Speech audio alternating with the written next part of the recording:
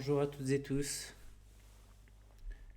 Bonjour, bonjour. Je vois que vous êtes tous en train de vous connecter. J'en profite pour me présenter. Antonin Garonne, je suis responsable produit de la plateforme data.gouv.fr.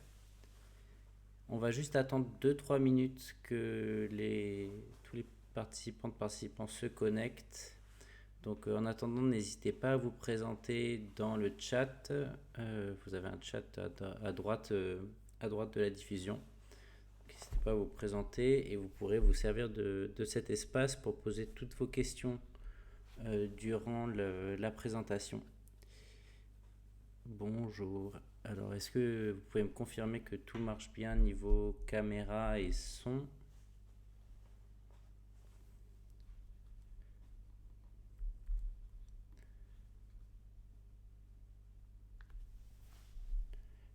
Il y a toujours un petit décalage en plus entre le chat et moi.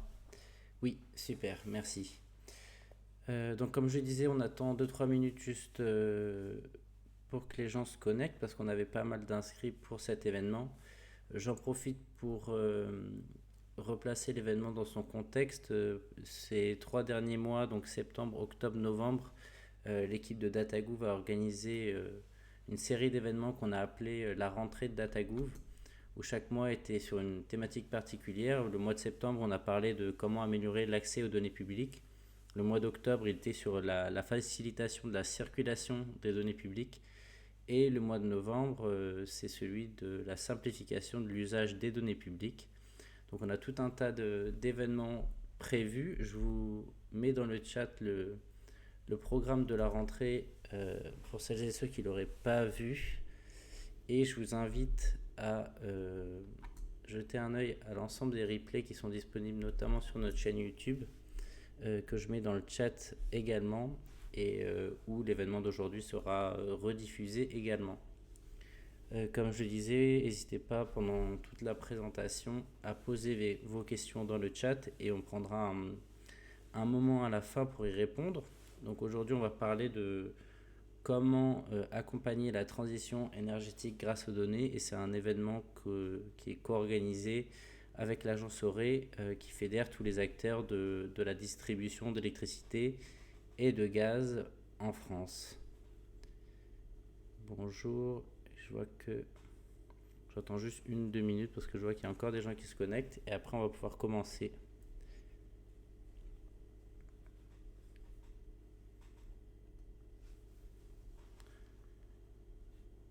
Ok, et ben je vous propose de commencer en Très bien. donnant Eh la bien, bonjour parole. Oui, super. Vas-y, je t'en prie. bonjour à toutes et à tous. Juste quelques mots pour me présenter. Donc, je suis Aude de Touché de l'agence Auré.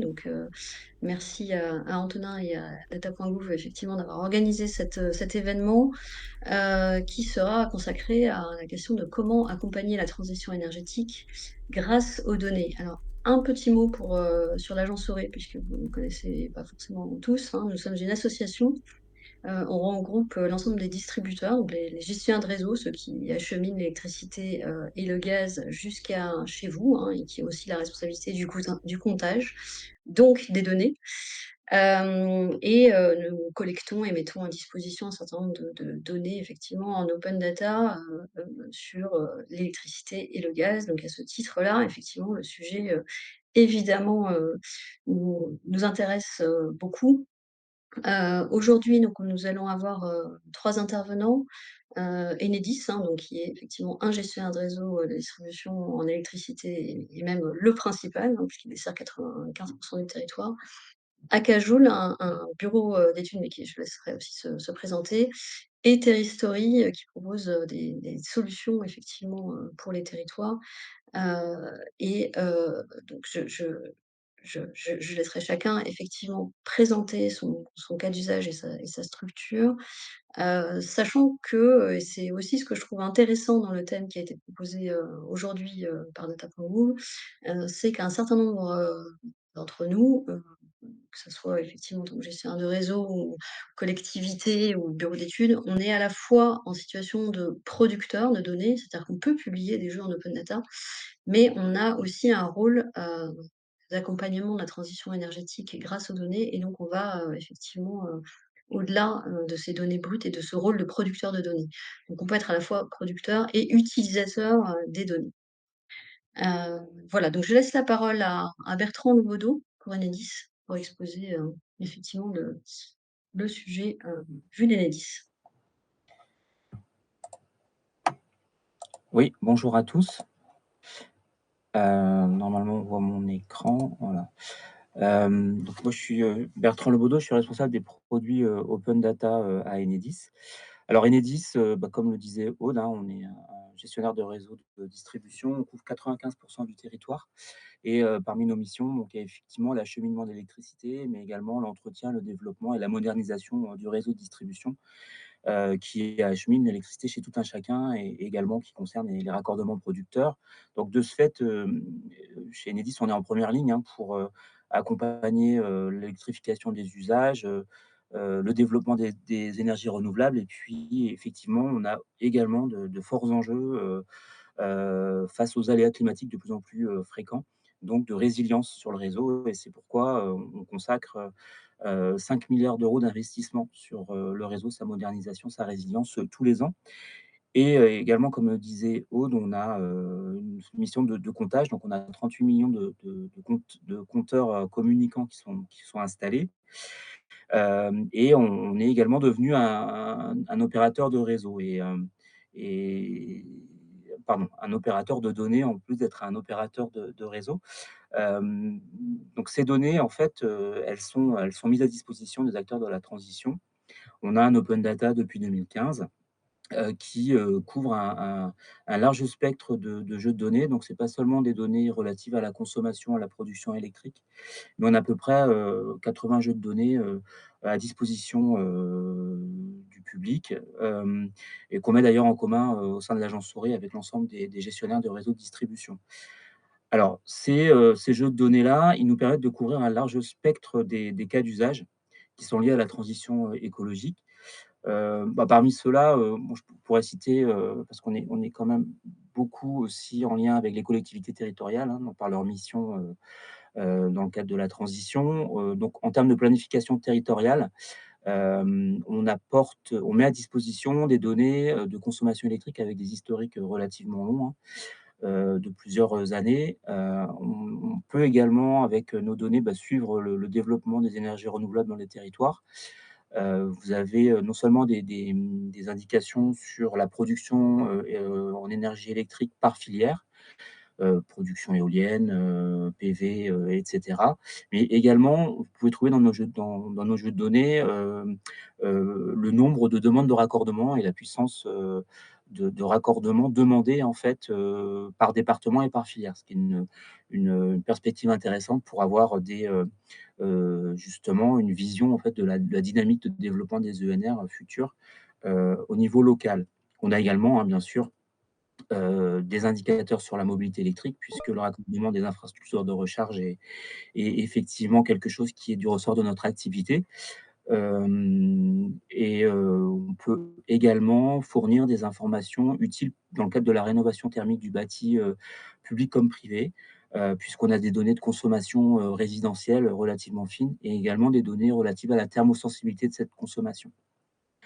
Donc comme je le disais, on s'efforce de vous apporter, enfin de publier, des données avec la maille géographique la plus fine possible pour vraiment, qu'il y ait une vision locale qui soit, la plus utile possible. Alors typiquement, donc sur la production et la consommation électrique, on peut fournir des informations, à la vision communale, voire infracommunale dans le cas des plus grandes, communes. Et sur la rénovation électrique des logements collectifs, on a même des données, sur la consommation résidentielle à l'adresse.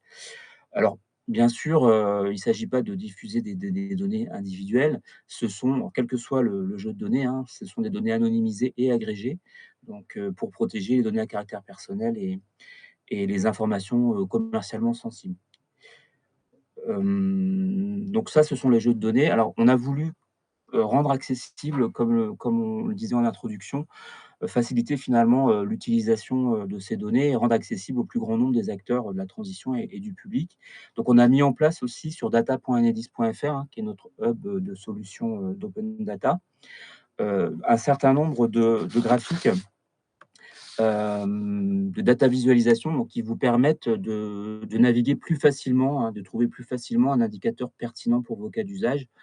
Donc souvent, ce sont des cartographies où vous pouvez sélectionner un territoire, graphiquement pour, par exemple, voir, l'historique de, la production éolienne dans telle ou telle, commune ou département. Donc sur data.enedis.fr, vous verrez qu'on a, adossé à chaque jeu de données, la plupart des jeux de données, une data visualisation, qui vous permet, d'adresser, un cas d'usage, particulier, que ce soit le nombre d'autoconsommation collective dans une région ou, le nombre de mises en service, par exemple. Voilà. Et donc pour aller encore plus loin, on a voulu aussi, prendre en compte les cas d'usage spécifiques, et plutôt que simplement, mettre à disposition des jeux de données et des data visualisations, en fait, créer des services autour de ces jeux de données en open data. Et donc, vous avez par exemple, le bilan de mon territoire, hein, qui est également disponible sur data.enedis.fr, qui offre aux collectivités, et puis à tout un chacun qui est intéressé aussi, pour savoir un petit peu où en est, l'ATE sur son territoire, un rapport clé en main de la production et de la consommation, sur un territoire. Ça peut être de la région à la commune en passant par, les intercommunalités, et c'est en fait un rapport qui est, multi-énergie. Donc non seulement l'électricité, mais également le gaz, et récemment, on vient d'ajouter, les réseaux de chaleur. Donc ça permet pour les collectivités dans le cadre finalement d'un état des lieux pour un PCAET ou pour, suite en fait à la nouvelle loi, sur l'accélération des zones ENR, d'avoir un état des lieux et d'avoir une vision, clé en main en fait, un rapport, un bilan sur, son territoire. Donc ça, c'est le bilan de mon territoire. Et là, tout récemment, on a lancé un service qui est plus à destination des acteurs de la flexibilité, et des opérateurs qui veulent, mettre en place des projets d'autoconsommation collective. C'est un simulateur, courbe de charge de consommation fictive, donc générée par IA générative. C'est pour lever l'écueil un petit peu de la mise à disposition de courbes de charge individuelles pour avoir une idée du profil de consommation, au fil d'une journée. Évidemment, ces données-là, on ne peut pas les fournir, et donc ce simulateur, vise finalement à permettre de faire des études un peu plus, spécifiques et précises sur la base de courbes de charge de consommation fictives mais réalistes. Donc ça, c'est un exemple. Et puis enfin, je voulais citer, le simulateur, il est disponible sur data.enedis.fr.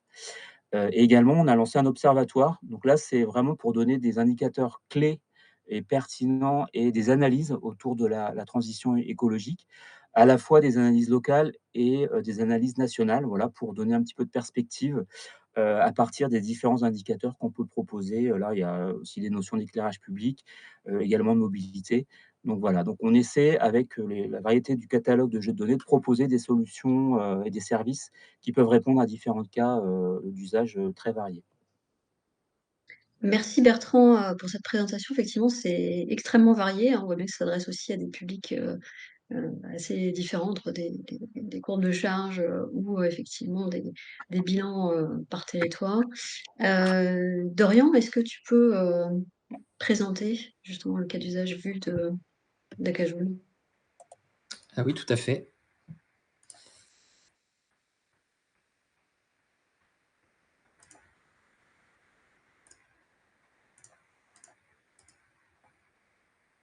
Oui, bien mon écran. Oui, Alors, effectivement, donc je me présente, Dorian Cosso. Moi, je suis le, référent commercial du pôle digital, chez Akajoule.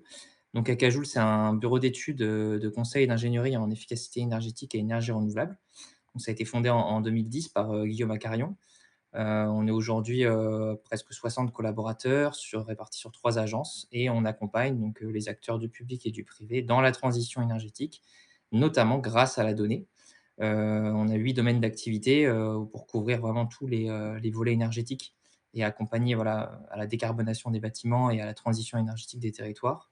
Et on a une forte culture, en R&D, en data, pour, à la fois aller chercher, l'innovation pour, développer des nouveaux outils en interne pour, aller plus vite dans les études qu'on réalise, pour mettre en place notamment des solutions d'énergie renouvelable, mais aussi pour proposer à nos clients, voilà, des outils dédiés, de la data, qui leur permettent, d'accélérer, eux, de leur côté, la transition énergétique. On a également un écosystème, avec, du coup, les projets R&D qu'on a, avec 8 pôles, de compétitivité auxquels on est intégré, ce qui nous permet, d'aller effectivement, partager toutes ces innovations. Et donc dans ces domaines d'activité qu'on a, hein, que ça va effectivement du privé, entreprise, industrie jusqu'au volet data, on a, développé un outil qui s'appelle DataJoule, donc data pour la data et Joule pour l'énergie, qui est une plateforme qui permet d'accompagner, à la fois nous en interne, hein, de valoriser nos compétences data et pour nos clients de valoriser le potentiel de leurs données, énergie-climat. Et ce qui est assez intéressant, c'est de se dire que la data est au cœur de la transition énergétique et ça consiste en 3 étapes. La première, c'est de collecter les données, hein. Donc il y a différentes sources de données, ça peut être des données en interne ou en open data, ou alors on va directement chercher des données, via donc des consentements, notamment pour aller chercher des données donc d'électricité et de gaz, comme vous avez la présentation tout à l'heure avec Enedis, pour aller chercher des données de compteurs pour derrière pouvoir les valoriser sur une plateforme. Nous, ensuite, on va traiter ces données-là, parce que des fois, on a des données qui sont pas toujours complètes ou pas toujours exhaustives. Et derrière, on les valorise sous forme de data vis et de cas d'usage pour en faire des cartographies, des tableaux de bord, des visuels dynamiques qui permettent par la suite de pouvoir aller plus vite et d'accélérer les projets d'énergie renouvelable et de transition énergétique. Comment ça se présente en termes de cas d'usage qu'on a mis en place? Là, j'en ai présenté, enfin, il y en a quelques-uns que vous pouvez voir, au nombre de 6, mais on en a d'autres, hein, mais je ne pourrais pas tout présenter. L'idée, c'est effectivement de valoriser les données énergie-climat sous divers cas d'usage qu'on a réussi à mettre en forme avec nos partenaires et nos clients. Et ça peut aller effectivement d'un projet de valorisation de projets d'énergie renouvelable pour pouvoir, savoir à l'échelle d'un territoire où est-ce qu'on a des projets et quelle énergie, sur quelle énergie chaque projet, évolue et derrière avoir un tableau de bord pour suivre l'avancement. Ça peut être aussi un cas d'usage, pour l'autoconsommation collective. Donc là, l'idée, c'est de rentrer des courbes de charge de bâtiments et avec, l'outil de pouvoir, faire soi-même des propres scénarios d'autoconsommation collective et savoir avec lesquels, c'est le plus pertinent. On peut aussi faire du pilotage de projet, enfin, c'est plutôt une feuille de route. Là, pour cet exemple, c'est du photovoltaïque. L'idée, c'est de lorsqu'on a, un assez, grand nombre de potentiels, l'idée, c'est de savoir comment est-ce qu'on, pourrait valoriser ces potentiels photovoltaïques, au sein d'une cartographie et de les, recenser avec des critères et de faire une analyse et de savoir, quels sont les potentiels, qui ont le plus de chances, d'arriver en phase travaux et derrière de faire une petite feuille de route et de savoir, d'ici X années, combien de projets on pourrait mettre en place, combien de kilowatts crête on pourrait installer et ça permet de prioriser les projets et de lancer les projets les plus vertueux et les plus, valorisables économiquement. On a aussi un autre cas d'usage qui est par exemple sur la mobilité et le transport où là, l'idée c'est à partir d'une étude de maillage de stations GNV, d'arriver à savoir au sein d'un territoire, donc d'une région en général, ça c'est pour le compte de GRDF et GRTgaz, de savoir, à partir des enjeux du territoire, des enjeux qu'il y a autour du plan climat qui a été réalisé, quels sont les nombres de stations, GNV qu'on pourrait mettre en place et à partir de cette hypothèse-là, de savoir combien de véhicules pourraient rouler au GNV et donc de développer la filière. Ça, c'est une cartographie dynamique qui permet donc à GRDF et GRT Gaz, d'aller prospecter sur ces territoires-là et d'aller sensibiliser notamment les transporteurs via ces données-là pour accélérer la transition des modes de la mobilité. On est aussi capable de valoriser des bilans carbone en open data. Donc là, c'est pareil, l'idée c'est d'arriver à être transparent sur son bilan carbone ou si le bilan carbone n'est pas si bon que ça, d'arriver à comprendre pourquoi et de le partager voilà, à des partenaires, à ses clients. Et enfin, on a aussi le comptage énergétique, donc ça, c'est un peu plus classique. Je l'ai évoqué tout à l'heure, donc c'est-à-dire faire du suivi, d'électricité et de gaz, suivre la courbe de charge, les talons énergétiques pour arriver à faire, voilà, des réductions de consommation énergétique, de savoir où est-ce qu'on consomme le plus et d'arriver à savoir aussi si notre puissance souscrite, est la bonne ou est-ce qu'il faut l'augmenter ou la réduire. Je peux également vous présenter, parce que là j'ai évoqué ça, à travers des images, mais je peux, passer sur la plateforme pour vous présenter un cas d'usage en particulier. C'est celui, pour le Var. Donc on a travaillé avec le syndicat d'énergie du Var, avec lequel on a réalisé un certain nombre de notes d'opportunité, d'énergie renouvelable. Donc c'est la première, on va dire, étape, la première étude qu'on lance pour pouvoir, changer un système de chauffage en un système plus vertueux, comme par exemple une chaudière bois, ou de la géothermie ou du solaire thermique.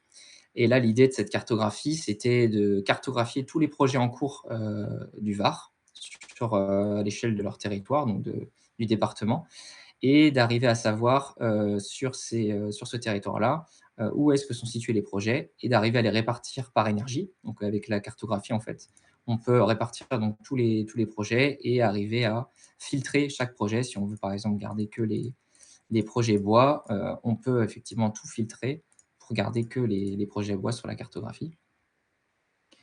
Et à partir de cette cartographie, on peut également associer un tableau de bord, et ce tableau de bord-là, il va permettre de répartir l'ensemble des projets, d'énergie renouvelable qu'on a recensés, et de les répartir par, type d'énergie. Et ensuite arriver à présenter les états d'avancement. Donc quels sont les nombres de projets qui sont à la phase d'étude, quels sont les nombres de projets qui sont en phase travaux, quels sont les nombres de projets qui sont en exploitation. Et en fait, ça permet vraiment d'avoir un support pour les élus locaux, de pouvoir partager les enjeux du territoire et de savoir, bah, où est-ce qu'on en est sur ces projets.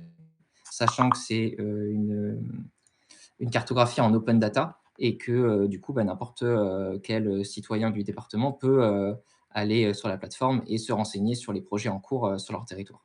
Et c'est beaucoup plus, facile et on va dire engageant de présenter, des données, énergie-climat sous forme de cartographie pour lancer les projets, plutôt que, de les utiliser, bah, via les études que l'on fait et des restitutions en PDF. C'est beaucoup plus facile d'engager des projets, via des cartographies dynamiques.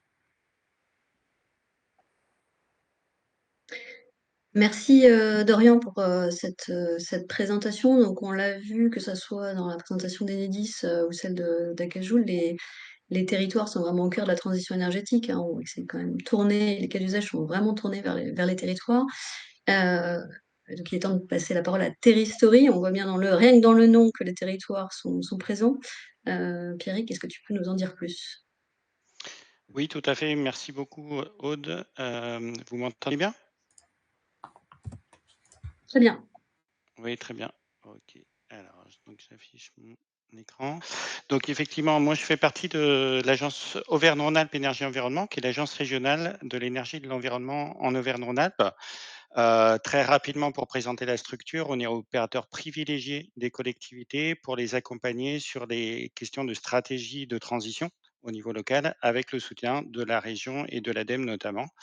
Et donc, on a 3 grands types de services, dont le premier est centré autour des données, intelligence territoriale et observatoire, donc à la fois production de données, diffusion de données et accompagnement, autour des stratégies, de transition.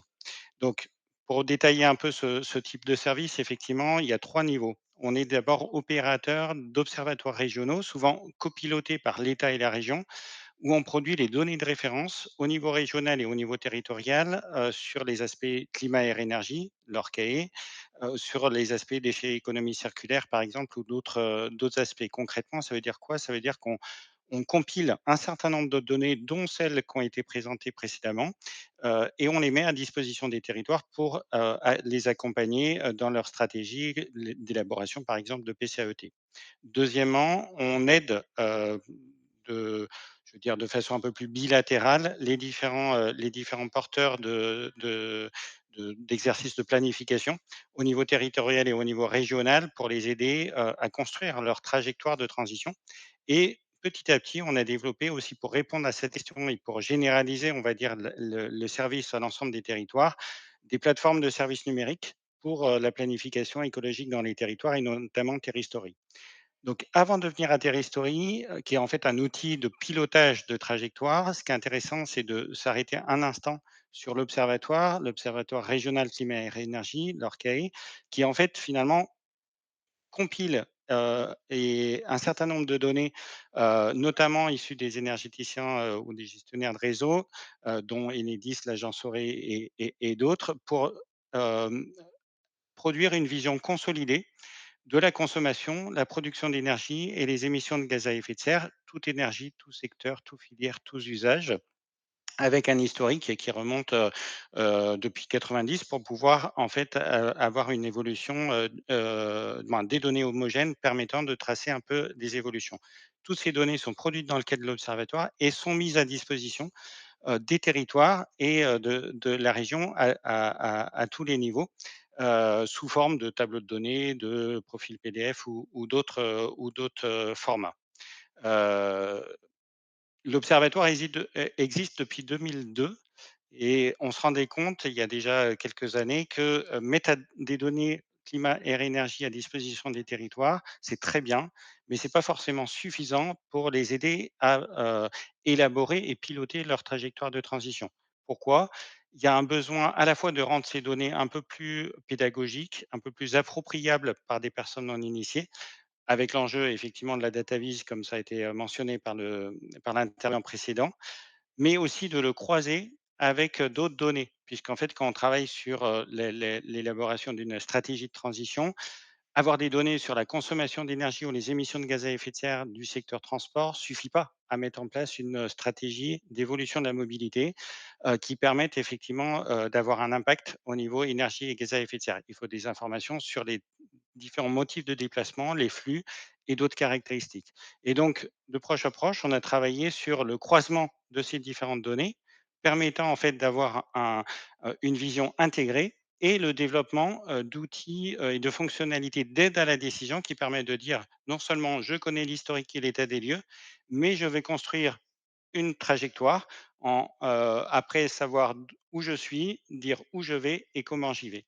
Et c'est un outil qu'on a d'abord déployé, développé et déployé en Auvergne-Rhône-Alpes avec le soutien de l'ADEME et de la région Auvergne-Rhône-Alpes et qui progressivement s'est déployé maintenant dans 6 régions et qui est en train de se déployer à l'échelle nationale. On bénéficie pardon, d'un soutien dans le cadre du guichet territorial FINDPE, donc soutenu par l'ANCT, la Direction interministérielle au numérique, et le SGPE, Secrétariat général à la planification écologique, qui nous accompagne pour déployer Terristory sur l'ensemble du territoire national. Donc très rapidement, Terristory, c'est quoi? C'est un outil qui permet au territoire d'élaborer un diagnostic, d'identifier des leviers d'action prioritaires et de développer des scénarios et d'analyser des impacts. Donc, qui va donc au-delà de l'aspect accès aux données, c'est finalement quelle trajectoire je veux et quel impact je vais avoir, à la fois en termes d'énergie, gaz à effet de serre, mais aussi économique, puisque c'est important aussi pour les territoires. C'est un outil qui a pour vocation d'être multithématique et donc, potentiellement, on ne veut pas en faire une usine à gaz, il faut qu'il s'articule avec l'ensemble des outils ou dispositifs déjà existants et notamment les plateformes open data qui ont déjà été citées, mais également d'autres types d'outils. L'objectif, c'est quoi à terme? C'est de faire en sorte d'offrir un service non seulement à chacun des territoires, mais aussi de permettre une agrégation potentielle de toutes les trajectoires prévues ou réelles, pour savoir si finalement, au niveau régional, la somme des trajectoires des territoires réels ou cibles permet d'atteindre les objectifs du SRADET et également si la compilation des différentes trajectoires régionales permet d'atteindre les trajectoires, les objectifs au niveau national. C'est un projet qui est collaboratif, qui est co-construit avec les territoires et qui est partenarial. Ça a été initié par Aura 2E, l'agence régionale, mais c'est géré par un ensemble d'acteurs publics ou parapublics qui sont, qui sont mentionnés ici, à la fois au niveau régional, dans chacune des régions où c'est déployé, et au niveau national, avec des partenaires nationaux qui soutiennent le projet et notamment Enedis qui est intervenant aujourd'hui. Je vais, si j'ai encore 30 secondes, je vais juste montrer quelques saisies d'écran, puisqu'on peut pas, on n'a pas le temps pour une démonstration.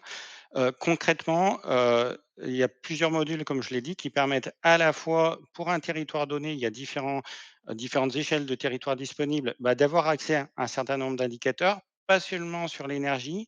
Donc là, c'est une traduction de la facture énergétique, par exemple, du territoire par commune et par, secteur énergie ou usage. Il y a des possibilités de filtres en cochant ou décochant des modalités. On peut aussi analyser d'autres données. Je parlais en fait de le fait de disposer de données sur la mobilité qui était essentielle si on voulait voir comment réduire la consommation d'énergie sur ce secteur. Là, on a tout un travail qui est fait de production d'indicateurs, on va dire avancés, sur l'accessibilité aux services, qui permet de dire que dans cette commune, par exemple, il faut en moyenne 5,37 km pour accéder aux services qui sont listés ici, puis possibilité de filtrer aussi. On peut avoir une fonctionnalité de tableau de bord qui permet assez rapidement, de comparer finalement un territoire par rapport à la situation régionale, départementale ou un autre territoire et cetera, et ce type de rendu est exportable qui permet d'en parler avec un certain nombre d'acteurs. On a aussi le suivi de la trajectoire et puis on a, la possibilité de travailler, comme je disais, sur des scénarios. Donc là, sur un territoire, on va travailler sur les trajectoires, qui sont déjà connus. On va les analyser, on va déterminer des actions et dire, par exemple, sur mon territoire, eu égard à considérant toutes les données que j'ai vues, quels sont mes objectifs de rénovation résidentielle ou de mobilité, d'industrie, d'agriculture, etc. Et puis, on va travailler sur des calculs d'impact, à la fois au niveau énergie-climat, qui vont permettre de dire que je vais effectivement, avec les hypothèses que j'ai faites, diminuer ma consommation d'énergie, par exemple, mais également au niveau socio-économique ou qualité de l'air ou d'autres impacts. Forcément, quand on rénove des bâtiments, on occupe des artisans et on crée de l'emploi. Donc, on a des fonctionnalités qui montrent un certain nombre d'indicateurs économiques. Voilà, l'exemple par exemple sur le nombre d'emplois occupés ici, mais je ne peux pas tout détailler dans le temps imparti. Voilà. Merci, merci Pierrick et merci à tous les 3 d'avoir, exposé, effectivement comment, vous utilisez des données, pour, accompagner la transition énergétique. Donc on a vu des éléments très très concrets. Quels seraient selon vous les moyens pour aller encore plus loin, en fait, hein? Quels sont les freins aujourd'hui? Est-ce que vous avez identifié, des blocages principaux, et qui pourraient effectivement être levés pour aller encore plus loin dans l'accompagnement, de la transition énergétique par les données.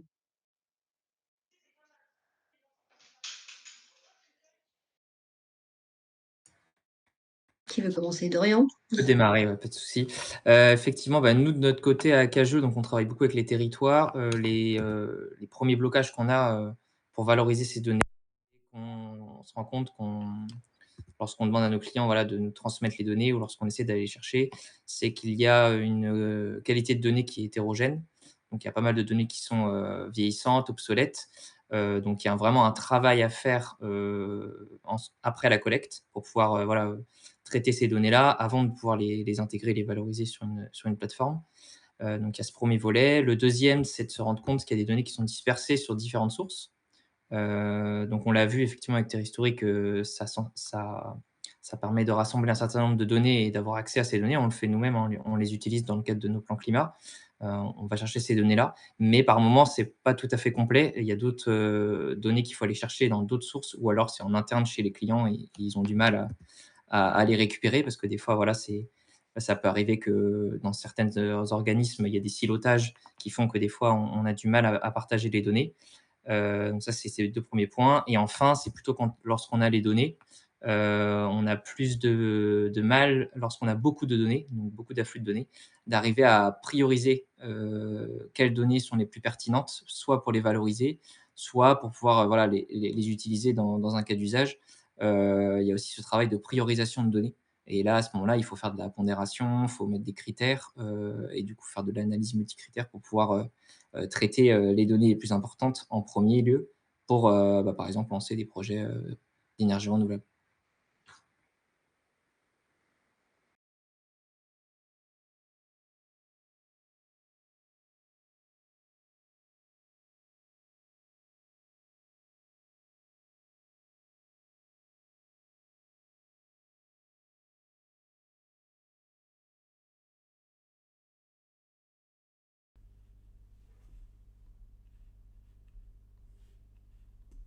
Territoire d'avoir une Pardon. lisibilité de l'ensemble de l'offre. Concrètement, très souvent, ils cherchent, énergie, consommation d'énergie sur mon territoire. Ils arrivent sur différents portails.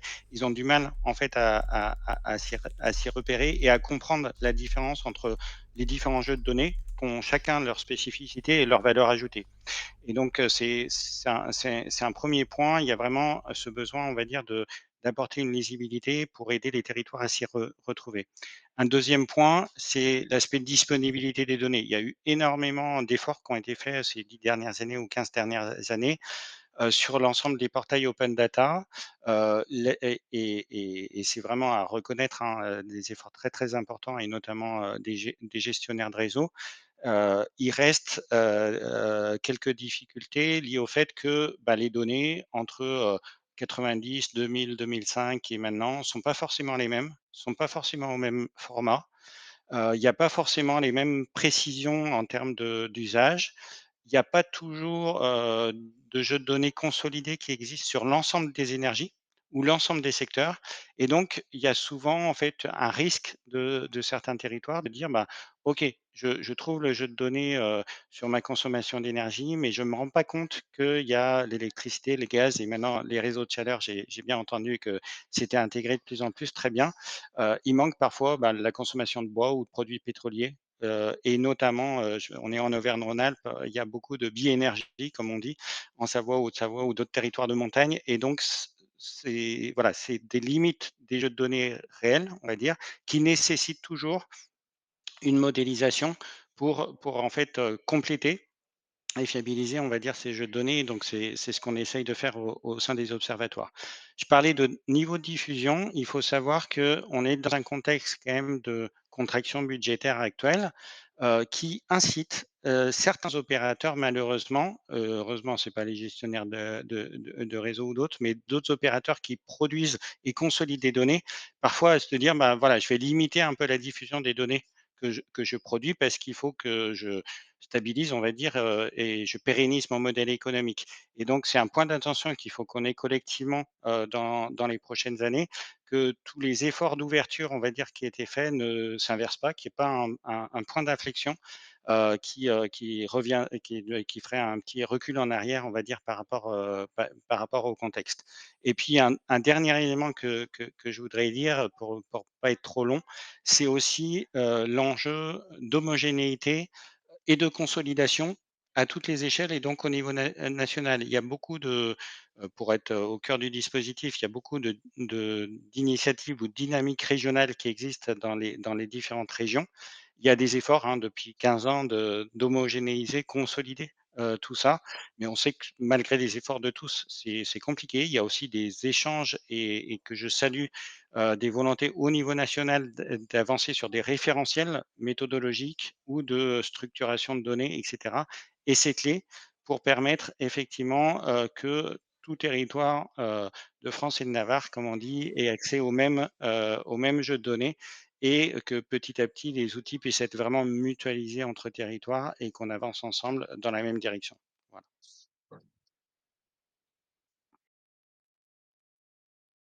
Bertrand, est-ce que tu souhaites, réagir pour Enedis? Oui, alors sur, ce qu'on retrouve souvent dans ce qu'on peut diffuser en termes de jeux de données et de cas d'usage qu'on adresse, c'est les limitations, des demandes liées en fait à, bah, la nécessaire protection des données à caractère personnel et des ICS. Effectivement, on a, des agrégations, sous le seuil desquelles on ne peut pas descendre. Il y a des pas de temps qu'on ne peut pas fournir, trop fins qu'on ne peut pas fournir non plus, parce que c'est pas possible dans ce cadre-là. Donc ça, c'est un 1er point. Donc pour aller plus loin, malgré tout, alors pour les collectivités dans le cadre de leur mission, elles ont, la possibilité d'avoir accès à, certaines données, à des pas de temps un peu plus fins, ou certaines agrégations également un peu plus fines, mais en close data. Donc ça, c'est un point à connaître. Donc via notamment nos côté Enedis, via notre portail, collectivités locales, peuvent faire la demande d'avoir un accès et si ça rentre dans le cadre de leur mission, elles peuvent avoir, sur des données de consommation de production électrique, certaines données, un peu plus enfin accessibles qu'en open data, par exemple. Ça, c'est un 1er point. La difficulté qu'on peut avoir, également par rapport, aux attentes, à ce qu'on publie, à nos produits en open data, c'est, coller au mieux, aux attentes des acteurs de la transition. Et par définition, l'open data, effectivement, on ne sait pas qui vient consulter nos jeux de données ou nos publications. Et donc, tout l'enjeu, c'est, de continuer cette dynamique de publication de jeux de données, de plus en plus variés, mais il faut aussi que ces jeux de données répondent à des cas d'usage, à des besoins et qu'il y ait bien quelqu'un en face pour les utiliser. De même, quand on développe, des nouveaux graphiques ou des nouveaux services, il faut effectivement que ça tombe juste en termes d'attente. Et donc c'est ça la difficulté qu'on peut avoir, par rapport à ces publications en open data. Merci pour, du coup, pour vos remarques, hein, et vos réactions. J'ai entendu notamment de la part de Pierrick et Dorian un sujet sur la lisibilité de l'offre, hein, et le côté un peu parfois silotage. On ne sait pas comment aller chercher les données, où les trouver. Et inversement, côté Bertrand, finalement, on ne sait pas trop qui sont nos utilisateurs. C'est un peu le paradoxe, hein. Voilà, on sent bien qu'il y a d'un côté une richesse de l'offre, en tout cas de données en matière d'énergie, donc ça c'est plutôt une bonne nouvelle.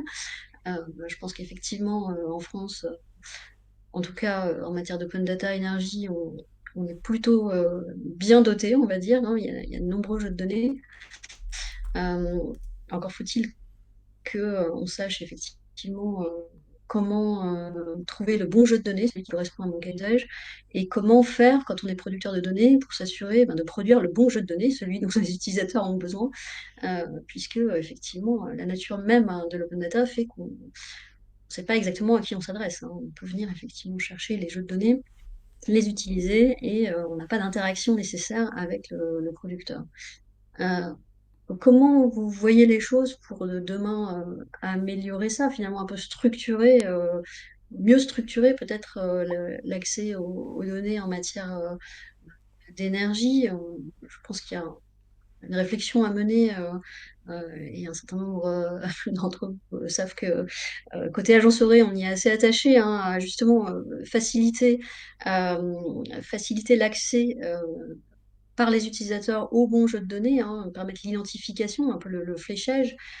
Je souligne d'ailleurs au passage que écologie.data.gouv, c'est une verticale qui a été mise en place par data.gouv et qui permet déjà d'accéder à l'ensemble des jeux de données sur la thématique de l'écologie, donc beaucoup plus large que l'énergie, mais effectivement aussi celle de l'énergie, et d'avoir accès à un certain nombre d'indicateurs. Je pense que Pierrick y faisait aussi référence tout à l'heure en disant une volonté au niveau national d'établir des indicateurs qui puissent permettre une comparabilité d'une région à l'autre ou d'un territoire à l'autre, et également une logique de bouquet de données qui peuvent répondre à des cas d'usage et sur lesquels, en effet, peut-être que demain, on pourra développer ces bouquets pour effectivement permettre aux utilisateurs de mieux se repérer en fait dans cette jungle des données. Est-ce que, de votre point de vue, il y a d'autres actions qu'on pourrait mettre en place pour lever un peu ces freins et aller plus loin? Je vois que Pierrick va intervenir. Oui, merci. Juste pour faire du coup, un retour d'expérience sur la démarche dans laquelle on est, après, donc Terristory, il y a à peu près 7 ans, et on est là, soutenu, comme je le disais, dans le cadre du FINDPE, Fonds d'investissement numérique et données pour la planification écologique, avec l'accompagnement de la DINUM, la NZT et du SGPE. Et en fait, on se place, on va dire, un peu dans la logique start-up d'État, et je trouve cette démarche très intéressante. En tout cas, moi, j'ai appris plusieurs choses. Le premier point, c'est en fait toujours repartir des usagers. Et donc, en fait, il ne faut pas oublier, on fait souvent, quand on développe un produit numérique, des entretiens utilisateurs au départ pour cerner les besoins. Et puis, on a tous tendance, on va dire, après à développer petit à petit le produit au fur et à mesure des retours qu'on a, mais on ne prend pas toujours le temps de refaire des entretiens usagers précis, détaillés, etc., pour bien identifier les irritants, comme on appelle, de chacun, et voir comment on peut y répondre. Et ça, je pense que c'est vraiment important pour tout produit numérique de régulièrement prendre ce temps-là, même si on a plein de retours qui arrivent directement, mais certains retours sont pas forcément exprimés ou représentatifs. Le deuxième point que je note, c'est toujours aussi, et c'est inspiré de cette démarche et de cet accompagnement. Vraiment, toujours avoir le spectre de l'impact en fait des données et du service numérique qu'on met en œuvre. On a tous tendance à suivre les statistiques d'utilisation, de téléchargement des données, ce qui est bien, mais c'est pas forcément suffisant. Et finalement, il faut réfléchir en fait à tout le spectre, on va dire, d'analyse, on va dire, de l'impact de ce qu'on met en œuvre, avec quelque chose que j'ai retenu. Il faut savoir si finalement ce qu'on fait c'est utile, si c'est utilisé, s'il est utile, utilisable, utilisé, et s'il a de l'impact. Et c'est certainement pas exhaustif, hein, je le dis de mémoire. Et en fait, suivant les différents points, on va utiliser des statistiques d'utilisation, on va utiliser des entretiens, on va utiliser d'autres outils qui vont nous permettre toujours de re-questionner le service numérique ou les données qu'on met en œuvre pour vérifier que ça a de l'impact.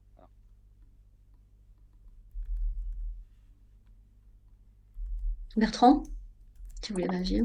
Ouais, tout à fait, je suis tout à fait d'accord avec Pierrick.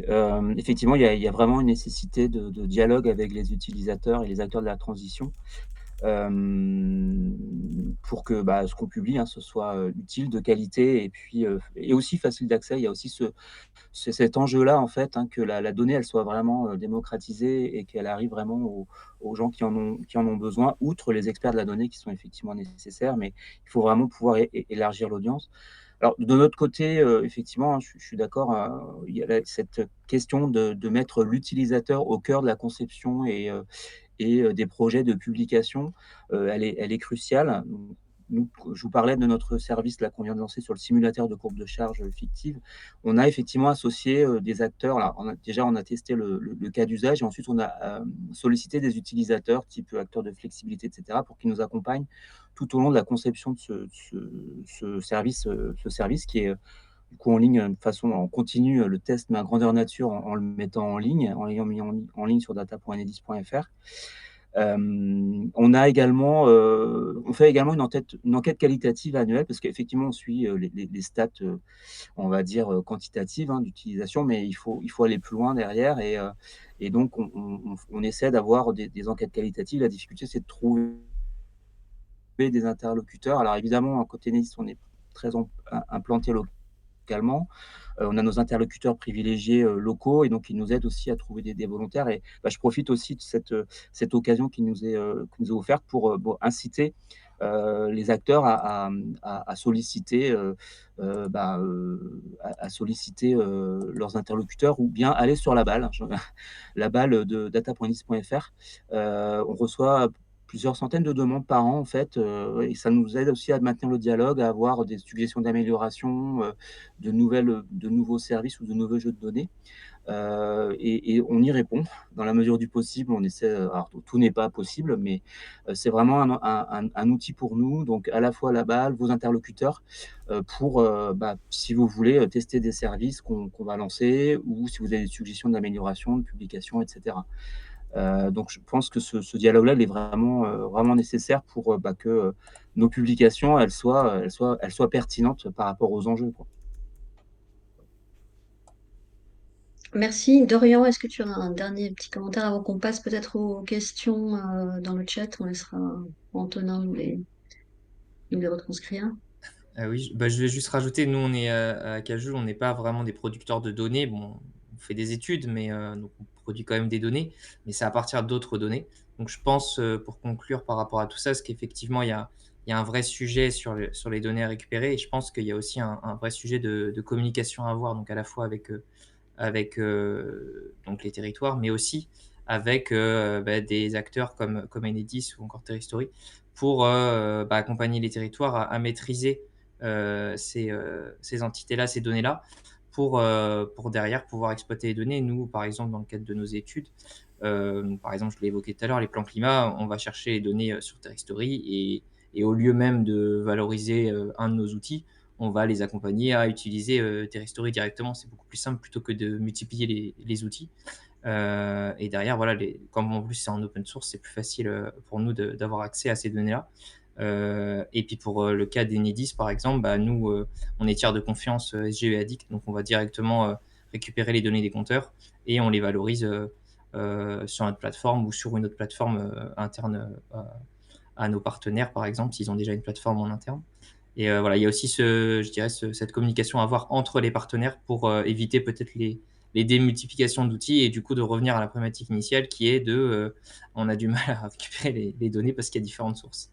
Donc ça peut être ça aussi une pierre angulaire sur le sujet. Et merci, c'est intéressant effectivement de rappeler qu'il y a des convergences aussi possibles et comment on accompagne effectivement à ces outils qui sont déjà très performants et avec déjà de multiples données, mais effectivement comment derrière on accompagne encore plus les territoires. Antonin, si on veut laisser 10 minutes pour les questions, Ouais, est-ce super. que... Merci beaucoup pour toutes les présentations. Je me fais du coup l'écho des questions qui ont été posées dans le chat. Et si je les formule mal, n'hésitez pas à nous le dire.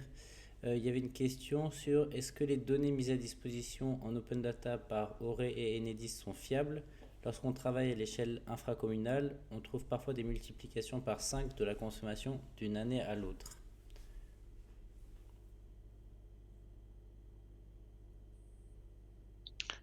Alors Bertrand, peut-être tu pourras compléter, en tout cas pour l'agence, moi je peux euh, juste effectivement rappeler que plus on descend à des niveaux précis, plus effectivement le degré d'incertitude peut augmenter, évidemment. Il suffit qu'il y ait un compteur sur lequel il y ait une consommation aberrante. Voilà, un souci de remontée d'une donnée, parfois ça peut avoir un impact important, y compris sur une maille. Alors en général infracommunale, mais ça peut monter à une maille communale. Donc oui, ça peut arriver au niveau national, ou enfin même régional ou départemental. Ça ne se verra pas, mais sur du micro-local, ça peut se voir. Et ce qui peut arriver aussi, mais normalement, effectivement, on a des contrôles de cohérence hein, pour flécher, enfin, pour identifier quand il y a des augmentations extrêmement importantes de ce type-là. Est-ce que c'est pas une erreur d'unité, effectivement, plus une consommation aberrante? Donc normalement, on les flèche. Ce qui est possible aussi, c'est que certains gestionnaires de réseau, puisque je le disais, hein, il y a effectivement Enedis sur 95% du territoire, mais il y a aussi des entreprises locales de distribution sur les 5% restantes. Hein. Et il se peut que certaines entreprises locales, par exemple, n'aient pas remonté. Alors c'est assez rare en consommation, mais n'aient pas remonté leurs données. Donc on peut avoir des trous certaines années sur certains petits territoires ou certaines communes où on ne va pas effectivement avoir la consommation. Cette année, je crois qu'il y a trois gestionnaires qui n'ont pas remonté les données. Donc sur ces communes concernées, vous n'aurez pas de consommation du tout. Voilà. Je sais pas, Bertrand, si tu veux compléter pour l'indice. Oui, tout à fait. On réalise des contrôles. Nous, alors on part du compteur qu'on agrège et ensuite on monte en maille territoriale. Donc effectivement, il peut arriver des erreurs sur certains compteurs ou des problèmes d'affectation territoriale. Dans ces cas-là, en fait, on a un mécanisme de correction. Donc effectivement, le risque zéro en termes de qualité de données n'existe pas et donc on fait en mesure de corriger et notamment quand on nous le signale. Merci. Il y avait une autre question pour Enedis. C'est pourquoi est-ce Enedis qui réalise un bilan d'une collectivité toute filière gaz et chaleur? Allez-vous chercher les données chez d'autres opérateurs? Oui, effectivement, on parlait un petit peu de faciliter l'accès aux données aux utilisateurs, la multiplication des plateformes. Donc, avec enfin, l'ensemble des distributeurs de réseaux de distribution en France, sous l'égide de l'agence Auré, ont fait le choix de mutualiser leur open data. Donc, tous les jeux de données sont mutualisés. Et donc, on a effectivement répondu aussi à une attente hein, des utilisateurs et des collectivités, c'est que le bilan, il ne soit pas seulement la vision production, consommation électrique vue d'Enedis, mais également qu'intègre à la fois la production ENR, RTE qui peut être sur un territoire, et également qu'il soit multi-énergie.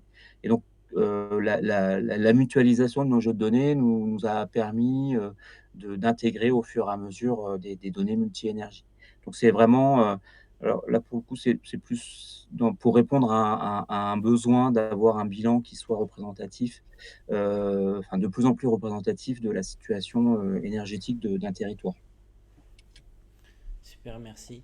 Il y avait une question pour Terristory. Le chiffre des bilans des territoires Enedis sont-ils les mêmes que ceux affichés sur Terristory?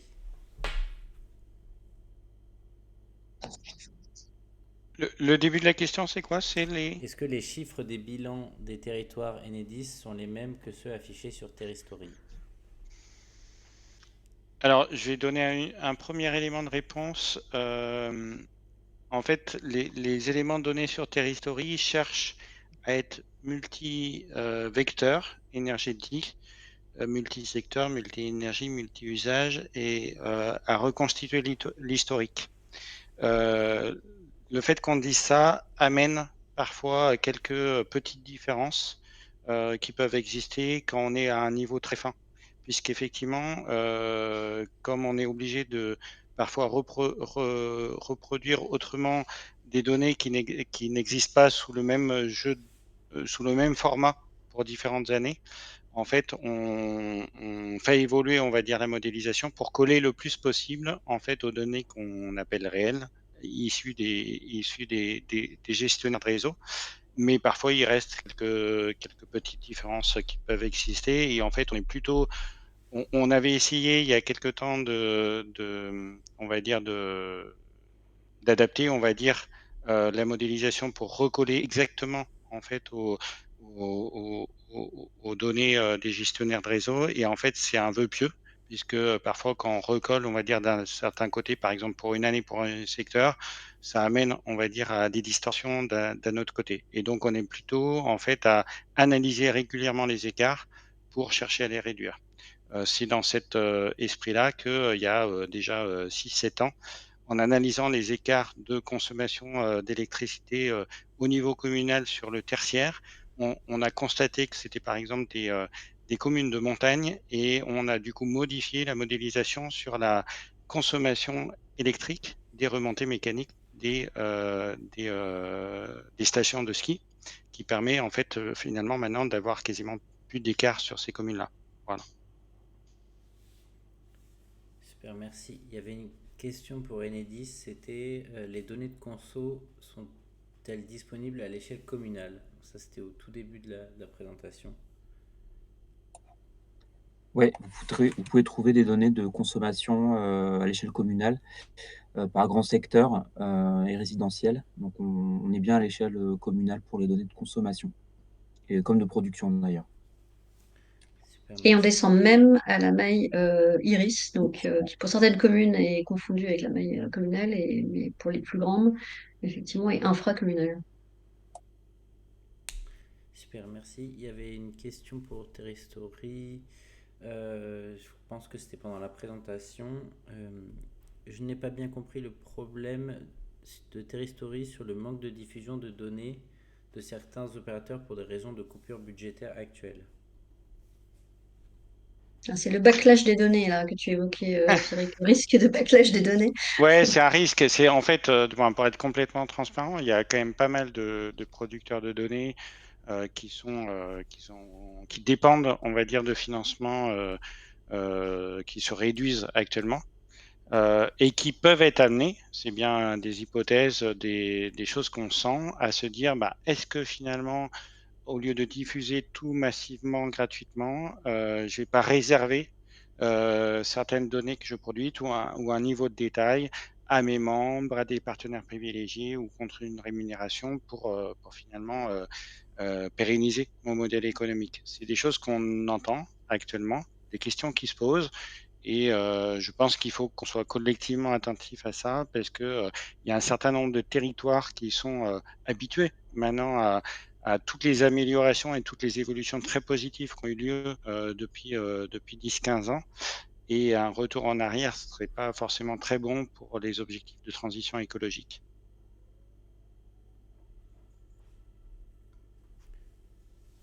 Ok, merci beaucoup.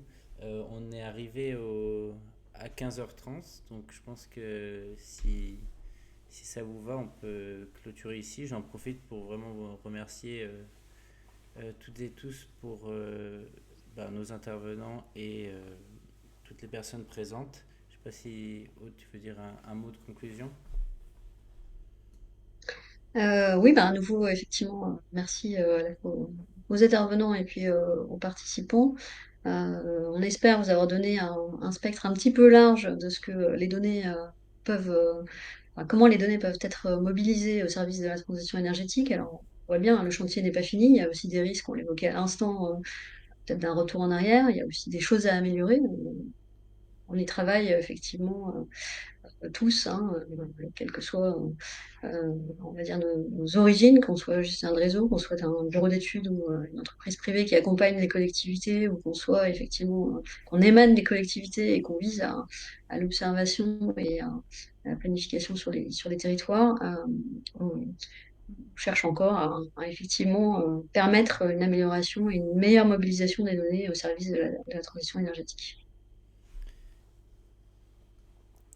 Et bien, il ne me reste plus qu'à vous remercier et vous souhaiter une très bonne journée. Merci encore.